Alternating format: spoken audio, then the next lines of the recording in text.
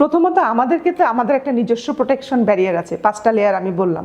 এটা নর্মাল এবং বায়োফিল্ম থাকে। বায়োফিল্ম হচ্ছে প্রোটেক্টিভ একটা লেয়ার, একটা মনে করেন একটা জাল দিয়ে ঘেরা আছে। এই ব্যাকটেরিয়াগুলো জ্বালা পোড়া করবে, অসুবিধা করবে, কিন্তু আপনার সেলের ভিতরে ঢুকতে পারবে না সহজে।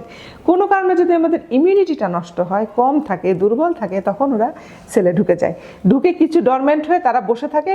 আমি যখন অ্যান্টিবায়োটিক দিচ্ছি, অ্যান্টিবায়োটিক কাজ করে যারা অ্যাক্টিভলি, যে ব্যাকটেরিয়াগুলো অ্যাকশনে আছে, বড় হচ্ছে, ভাঁজ হচ্ছে, ভেঙে ভেঙে 2টা থেকে 4টা, 4টা থেকে 10টা এভাবে ভেঙে ভেঙে বাড়ছে, এই পর্যায়ে অ্যান্টিবায়োটিক কাজ করে। কিন্তু কেউ যদি ডরমেন্ট হয়ে নিষ্ক্রিয় হয়ে চুপচাপ বসে থাকে, ওকে অ্যান্টিবায়োটিক খুঁজে মারতে পারে না।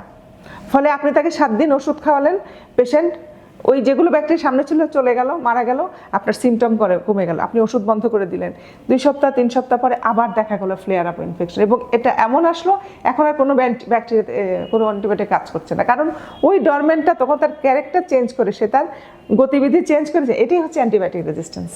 এটা হচ্ছে এখন, এগুলা আসলে আমি সহজে সংক্ষেপে বললাম। এটা আমাদের অনেক রিসার্চের, আমাদের দেশীয় না বিদেশে অনেক রিসার্চ প্রজেক্ট করার পরেই কিন্তু এইসব তথ্যগুলো আমরা জানতে পারছি। ফলে ক্রনিক ইউটিআই কিন্তু একটা অনেক বড় স্বাস্থ্য ঝুঁকি।